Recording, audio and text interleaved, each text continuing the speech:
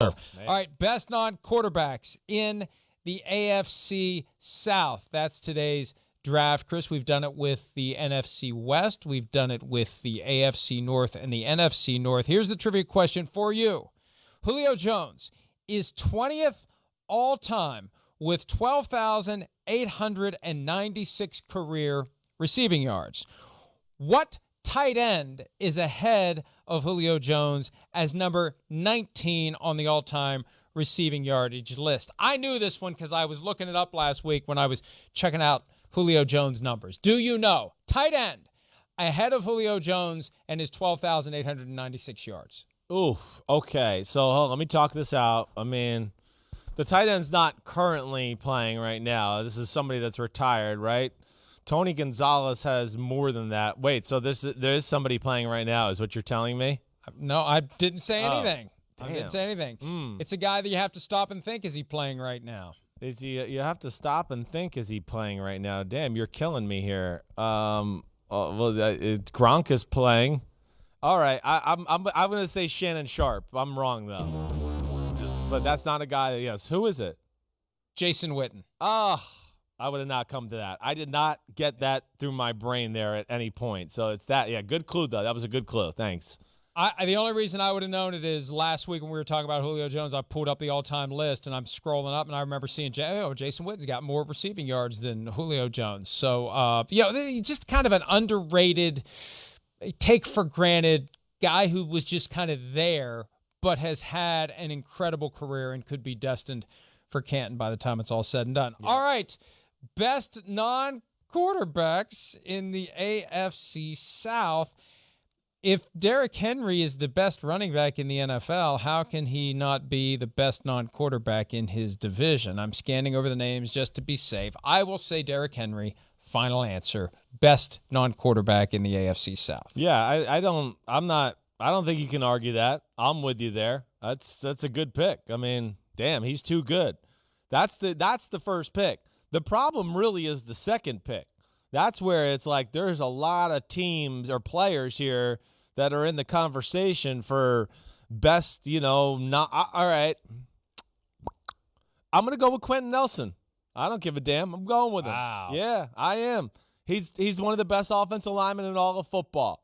He's the best guard in all of football. I mean, they talked about, man, we might move him out to tackle. I'm going to go with him. He's a force of nature. He's a phenomenal football player. I'll go with Quenton Nelson. Yeah, hey, look, it's easy to overlook an offensive lineman.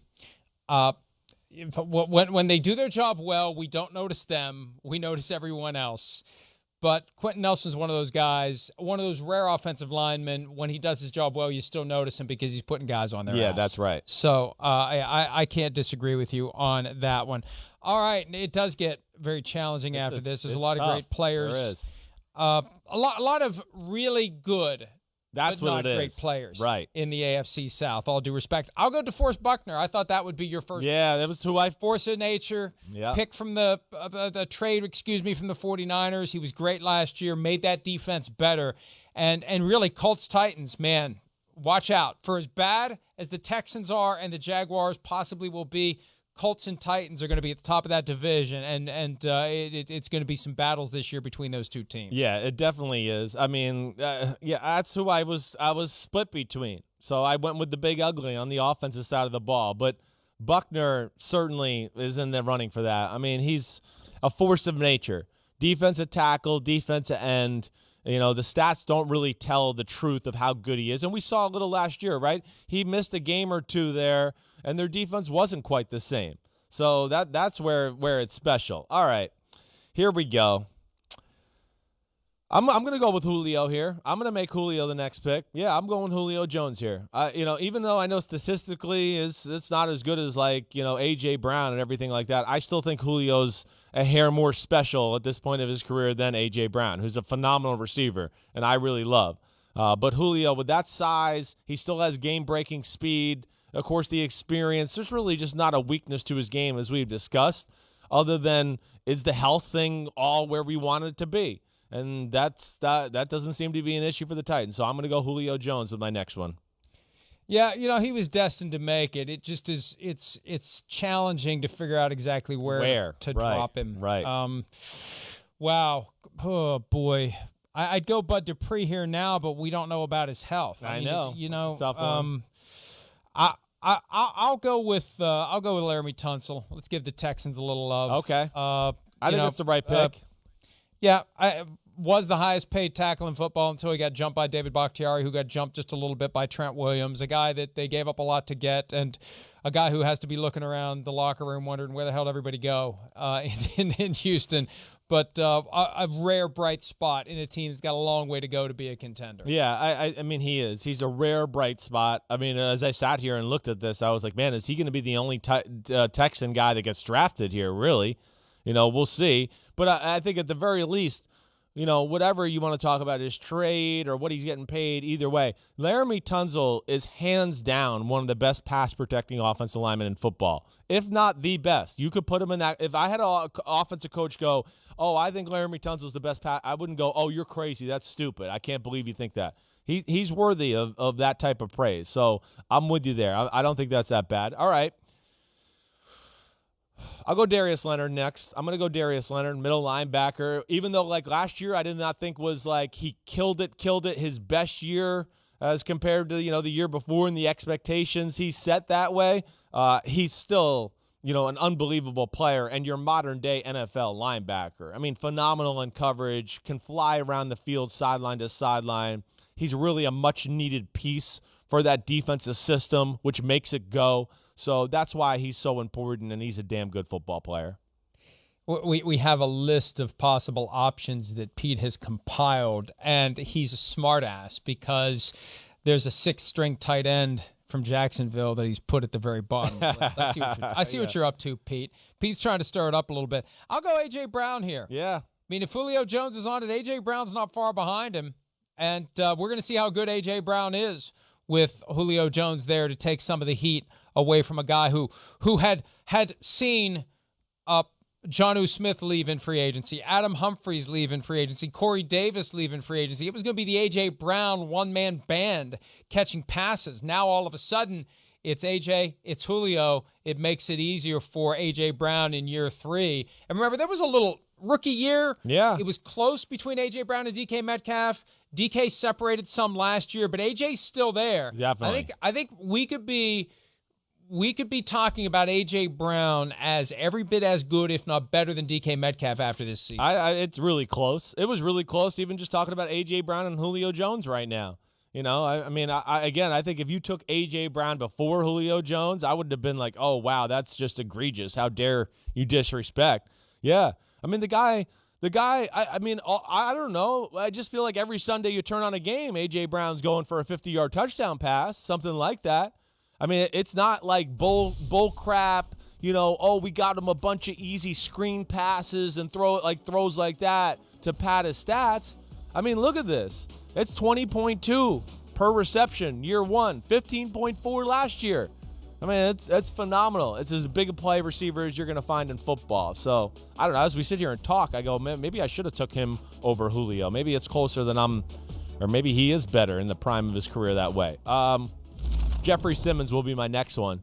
Tennessee Titans. Jeffrey Simmons, I think after DeForest Buckner, is the best defensive lineman in the division right now. Simmons is a beast in the middle. Got the power of a guy that's 330 pounds, but he's 305 pounds and has really good quickness too. So he's got scheme versatility. For the Tennessee Titans, that's important because sometimes they ask their guys to two-gap, hold the guy up and just disengage. Other times they just go through there like a bat out of hell and fly through that gap, and he can kind of do both. He's a really damn good player to me. Yeah, look, that's a good pick. I thought about him earlier as well. We're looking at round 5 now. No Jaguars yet, and I will not be picking their 6th-string tight end, but I will be picking linebacker Miles Jack, good. The only guy left from that defense that was so dominant in 2017. They were on the cusp of the Super Bowl. And Miles Jack is amazing to me because, remember, he fell into round 2 when he came out in the draft because his knee was messed up. And he's still finding a way to play at a high level with a knee that is far from 100%. And just think about how great he would be if he had both knees at 100%. So a lot of credit for Myles Jack, and hopefully that team will become a contender while he's still there. I don't want him to become the Paul Posluszny of this iteration of the Jaguars, who just as soon as he's gone, they all of a sudden figure it out. I hope they figure it out while Myles Jack's still on the team. Yeah, no, I mean, we got to see how special he was, like, as a second-year player. You know, hey, I mean, you talk about it all the time. They don't blow that whistle down in New England. He's running up the sidelines, and it's see you later. Jacksonville and Blake Bortles are going to the Super Bowl. That's because, I'm glad you picked him. You know, Myles Jack he's one of the best defensive players in football, and he could be my middle linebacker any day. I got a man crush on him. I love watching him play, and you're right. I mean, he's battled some knee history and things like that, but, man, he's explosive as hell, and, yeah, he's kind of stuck in a tough situation there. All right. They'd have been up 17 points with 13 minutes left in against the that AFC defense? Championship Yeah, game. I know. I'm not going to put anything back behind, past Brady and Belichick, but that would have been tough. Man, we still have Taylor Lewan and Bud Dupree on the board, and they're both worthy of being top. Like, I think their injuries have affected us here. They would have been picked already. I'm going to go with Bud Dupree right here. Yeah, I don't know if he'll be 100% to start the season. He probably won't be. But, week 8 or 10, he will be. And he is, without question, one of the best edge defenders in the game. He's a great pass rusher, but he's more than just a pass rusher, too. I mean, he is a real, run stopper, force of nature that way. I love Bud Dupree. And, I mean, I think we saw him last year. He was kind of just reaching his potential when he hurt that knee. But that was a much-needed acquisition by the Tennessee Titans. Yeah, and it's easy to forget about that because we don't know what's going to happen with the knee, but they're comfortable with it. Obviously, they gave him a real contract, too, with guarantees into the second year.